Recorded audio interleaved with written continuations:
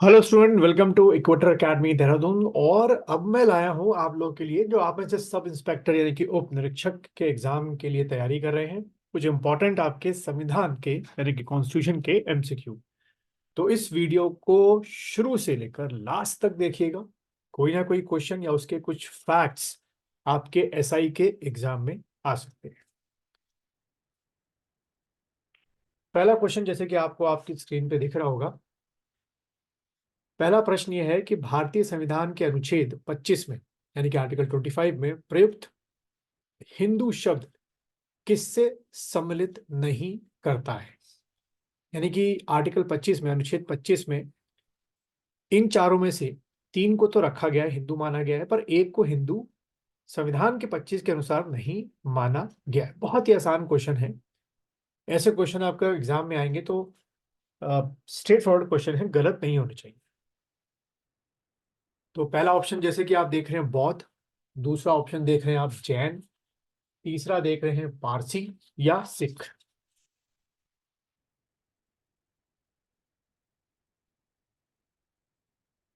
चलिए बच्चों, इसका जो आंसर है, नहीं पे ध्यान रखिए कौन सा नहीं है, तो इसका आंसर सी है। पारसियों को जो है वो 25 के अनुसार जो हिंदू है वो नहीं माना गया। यानी 25 के अनुसार बौद्ध हिंदू होते हैं, उनका कहीं ना कहीं पीछे अगर आप जाइए देखिए तो उनका जो ओरिजिन है हिंदुइज्म से ही है। जैन हिंदू होते हैं, ठीक है, महावीर हो गए, बौद्ध हो गए, और सिख का भी हिंदू ही माना गया। क्वेश्चन नंबर 2 को देखेंगे।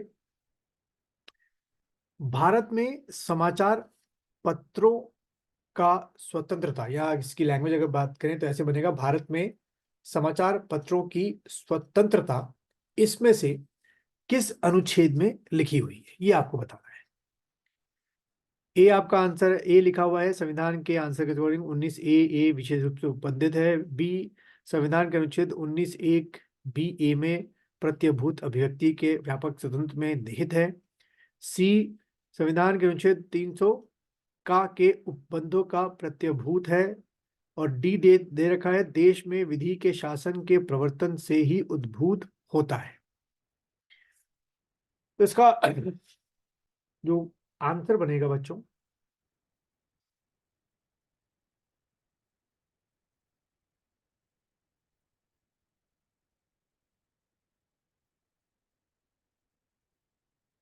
इसका बच्चों आंसर जो है वो आपका ए बनेगा।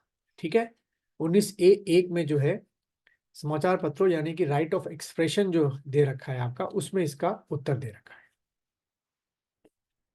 प्रश्न 3 को देखेंगे। भारत में मौलिक अधिकारों के संबंध में जो फंडामेंटल राइट है कि निम्न वक्तव्यों पर विचार कीजिए। ठीक है, तो चार आपके वक्तव्य दे रखे हैं, आपको सही उत्तर चुनना है इसमें से क्या है। ठीक है, तो पहले आप पढ़िएगा चारों, समय लेके चारों पहले पढ़ें आप लोग, फिर मैं इसका आपको आंसर बताता हूँ क्या हो सकता है इसका आंसर, लेकिन पहले आपको पढ़ना पड़ेगा। चारों वक्तव्य को पढ़िएगा आप लोग।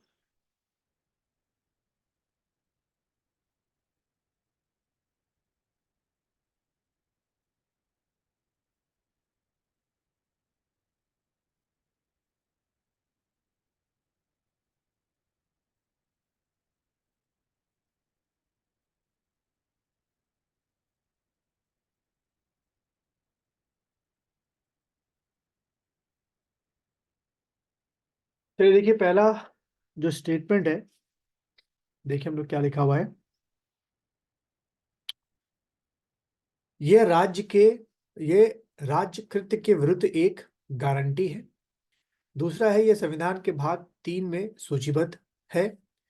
तीसरा है, सामाजिक, आर्थिक और राजनीतिक न्याय सुनिश्चित करते हैं। यह संयुक्त राज्य अमेरिका में अधिकारों के बिल की भांति नहीं है। तो आपको देखिए क्या बताना है, सही उत्तर आपको बताना है इसमें से कौन सा है।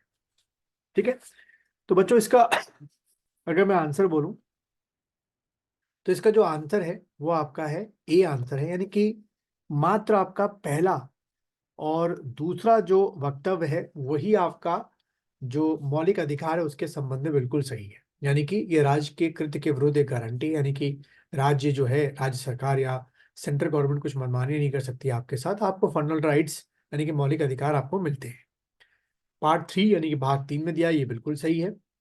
ये आपका स्टेटमेंट गलत है और ये गलत है, भांति नहीं है, बिल्कुल उसी की भांति और उससे सशक्त दे रखा। ठीक है, तो इसका आंसर 3 का क्या बनेगा, ए बनेगा। प्रश्न 4 को देखेंगे, निम्न में से कौन सा एक मूल अधिकार राष्ट्रीय आपातकाल में भी समाप्त नहीं किया जा सकता, यानी कि जब राष्ट्रीय आपातकाल लगेगा तब भी आपका ये मूलभूत अधिकार जो है वो आपका रहेगा। बहुत ही प्यारा क्वेश्चन है।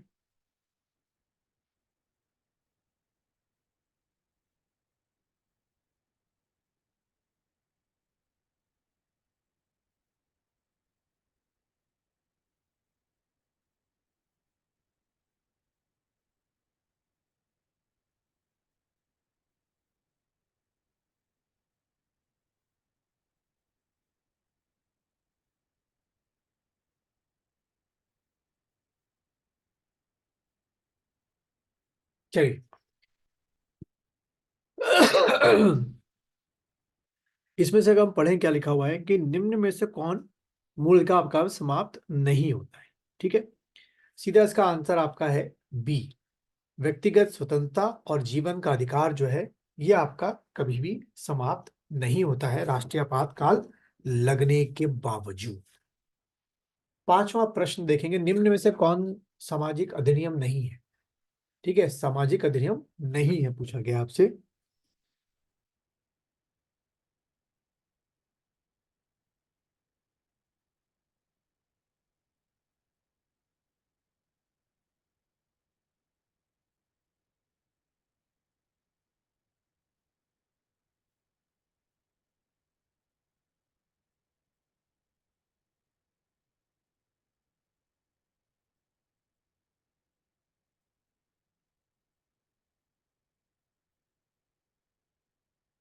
चलिए इसके आंसर की बात करें बच्चों, इसका जो आंसर है वो है आपका मीसा। बाकी एंटी डाउरी एक्ट सामाजिक अधिनियम है, protection of civil right act सामाजिक अधिनियम है, prevention of immoral traffic act जो है वो सामाजिक अधिनियम।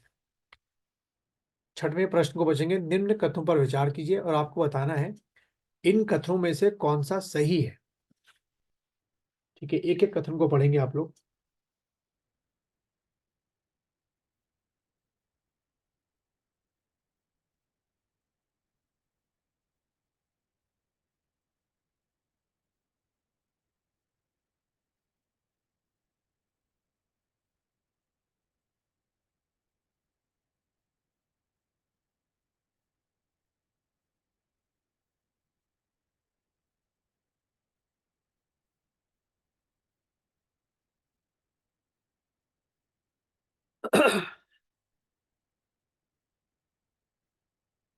चलिए बच्चों, इसके आंसर की अगर हम बात करें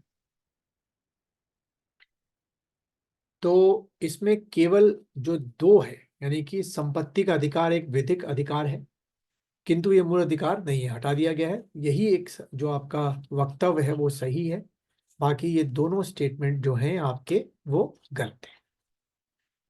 क्वेश्चन नंबर 7 को देखेंगे, निम्न में से कौन सा मूल अधिकार विदेशी नागरिकों को प्राप्त नहीं होता है। ठीक है, विदेशी नागरिकों को प्राप्त नहीं होता है कि 4 में से 3 मिलते हैं, एक नहीं मिलता है।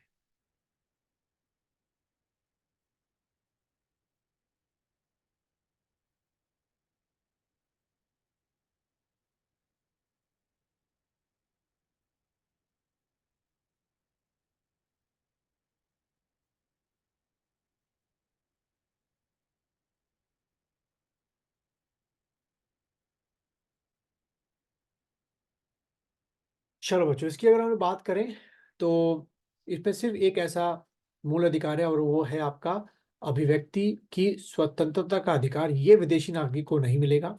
बाकी विधि के समक्ष समानता का अधिकार मिलेगा, प्राण और दैहिक स्वतंत्रता का अधिकार मिलेगा, शोषण के विरुद्ध अधिकार मिलेगा। सिर्फ यही एक अधिकार है जो नहीं मिलेगा, यानी कि 7वें का जो आंसर होगा वो आपका बी होगा। 8वां पढ़ेंगे, भारतीय नागरिकों के मौलिक अधिकारों का वर्णन करता है। स्ट्रेट फॉरवर्ड क्वेश्चन है, जहां सोचने की जरूरत नहीं है। इसका सीधा आंसर, सच्चा आंसर क्या बनेगा, 12 से 35 यानी कि ए। फोर्थ स्टेट या चतुर्थ स्तंभ इनमें से किसको कहा गया है। ये भी स्ट्रेट फॉरवर्ड आंसर है। आप लोगों का गलत नहीं होना चाहिए, जो आप में से तैयारी कर रहे हैं, कर चुके हैं।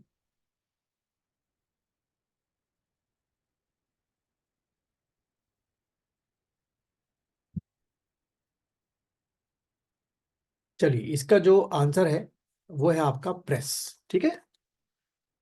और आखिरी प्रश्न देखेंगे आप। भारतीय संविधान के अनुसार 25 का संबंध किससे है?